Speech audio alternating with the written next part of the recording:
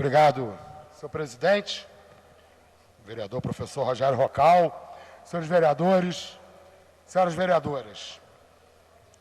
Eu não sei se eu já comentei aqui, eu acredito que não, mas recentemente eu tive naquele programa Confronto Manchete, com o ex-vereador Ronaldo Golevski, e o Ronaldo me perguntou no início do programa como é que ficava meu humor de manhã, né, sabendo ele que já foi vereador, que a gente acorda, já liga a TV nos noticiários, pega os jornais do dia, né? E eu comentando com ele que realmente, normalmente, por volta de 10, 10 e meia da manhã, eu já estou bem mal-humorado, né? Por conta de tantas tragédias, tantas notícias, né, terríveis, que a gente é obrigado a consumir todos os dias. Esses últimos dias têm sido duros. Perceber como é que o mundo vem ficando mais feio, cotidianamente. Ficou difícil, né, escolher sobre o que falar, sobre as agressões do Pedro Paulo, falar sobre a tragédia de Mariana, sobre a tragédia da França, do Oriente Médio, da África, com terrorismo de Estado, imperialismo, colonialismo. Bom, para não ficar muito deprimido, eu resolvi hoje falar sobre a resistência. Queria dedicar a minha fala de hoje a fazer uma homenagem aos estudantes secundaristas do Estado de São Paulo que estão resistindo ao programa de reestruturação implementado pelo governador Geraldo Alckmin. No dia 9 de novembro, 18 alunos ocuparam o refeitório da Escola Estadual Diadema. Nesse momento, são pelo menos 25 escolas do Estado de São Paulo que estão ocupadas pelos seus estudantes, que resistem ao fechamento dessas escolas. A gente precisa tanto de investimento na escola pública no nosso país, e o governador de São Paulo anunciou o fechamento de 94 escolas. Por quê fechar 94 escolas? Por que reestruturar a rede de ensino desse jeito?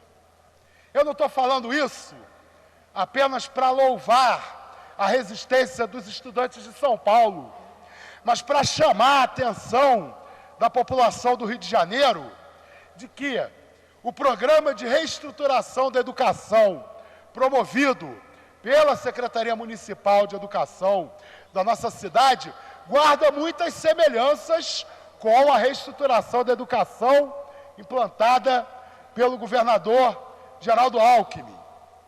A fonte, a inspiração é a mesma.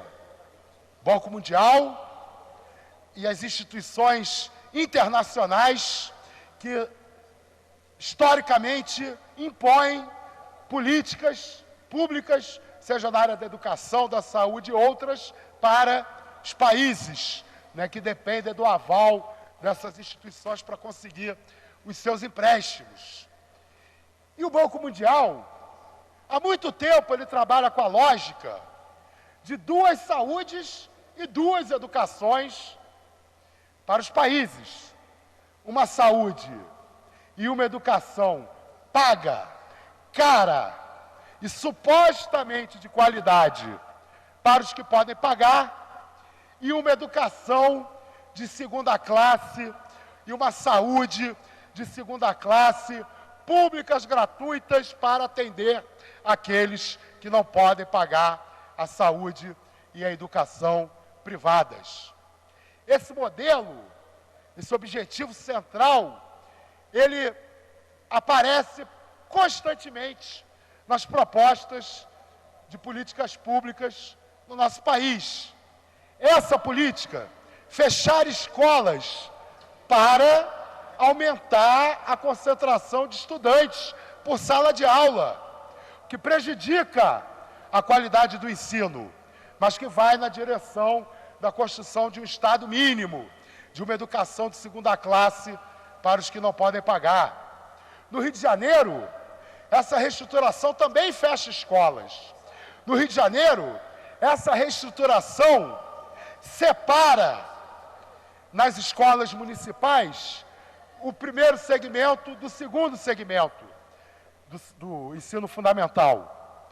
Escolas que, por exemplo, o estudante mais velho levava o seu irmão mais novo para o colégio, com essa divisão, dificulta a vida das famílias. Os estudantes mais novos e mais velhos vão estudar em escolas diferentes, não vão estudar mais na mesma escola. Eu ainda não entendi qual é o benefício alegado pela Secretaria de Educação para diminuir o tempo da relação entre os estudantes e as instituições de ensino. Eu comentei aqui na audiência pública sobre o orçamento da educação e a secretária não me respondeu. De onde eles tiraram que é melhor o estudante se relacionar 3, 4 anos com uma instituição, aí ele vai e muda para outra instituição, onde ele fica mais 3, 4 anos, e depois muda para uma terceira instituição educacional para fazer o seu ensino de segundo grau. É melhor isso ou é melhor, por exemplo, a relação de um aluno do Colégio Pedro II que entra no primeiro ano no colégio e faz até o terceiro ano, fica 12 anos vinculado à mesma instituição de ensino? O que é melhor para a relação dos estudantes com as instituições de ensino? Esse período maior de relacionamento, em que escola e estudante desenvolvem uma relação até afetiva, ou essa mudança permanente de escola? Desenvolvimento infantil numa instituição, primário carioca numa outra instituição, ginásio carioca em outra instituição e o segundo grau numa escola estadual. 4 instituições de ensino por onde o aluno vai passar do primeiro ano do fundamental ao terceiro ano. Essa reestruturação está sendo feita no município do Rio de Janeiro, não está levando em consideração o problema de territórios da nossa cidade serem submetidos a grupos criminosos. Estudantes de determinada favela, ocupada por uma facção, não podem ter segurança, sua segurança garantida, se forem obrigados a estudar em escolas em território controlado por outra facção. Isso tem levantado o receio, o medo dos pais dos estudantes. Então a gente pode criar uma situação em que a mudança do aluno para uma escola mais distante, a separação do irmão mais velho do irmão mais novo, a falta de preocupação com os territórios controlados pelos grupos criminosos, isso tudo pode levar ao aumento da evasão de muitos estudantes, aumentar as dificuldades desses estudantes permanecerem na escola. Agora, outra questão muito grave na reestruturação proposta pela Secretaria Municipal de Educação diz respeito à transferência do 6º ano do ginásio para o primário. Isso não é apenas uma mudança de prédio, é uma mudança profunda na metodologia de ensino que aquele estudante vai receber. O 6º ano no ginásio significa um 6º ano com um professor para cada disciplina. O 6º ano sendo empurrado para o primário significa que cada turma terá um professor para todas as disciplinas, como acontece no resto do primário. Só que aí nós temos 2 graves problemas. O primeiro, não existe formação para o professor de 6º ano dar todas as disciplinas. A nossa formação para o magistério, ela forma professores polivalentes para todas as disciplinas para atuarem do 1º ao 5º ano. As nossas licenciaturas formam professores para, a partir do 6º ano, darem a sua disciplina, aquela que ele estudou. Eu pergunto, já perguntei, a secretária não me respondeu, quem vai formar os professores que vão dar o 6º ano depois dessa reestruturação? E outra coisa grave, nós vamos ter 2 ensinos diferentes na nossa cidade.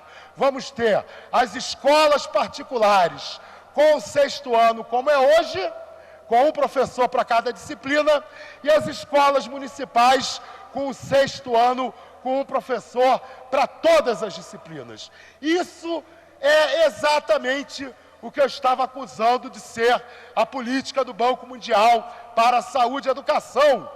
Isso é sacramentar a diferença entre a educação dos que podem pagar a escola particular e a educação daqueles que têm que estudar na escola pública. E por fim, mais uma vez pergunto à Secretaria Municipal de Educação, onde está o Plano Municipal de Educação? No início do ano, a Secretaria fez um processo de debate antidemocrático que não ouviu a comunidade escolar em função do prazo do dia 24 de julho para o PME estar aprovado nessa casa. 24 de julho já passou há muito tempo e até agora a Secretaria não enviou o projeto para a Câmara Municipal.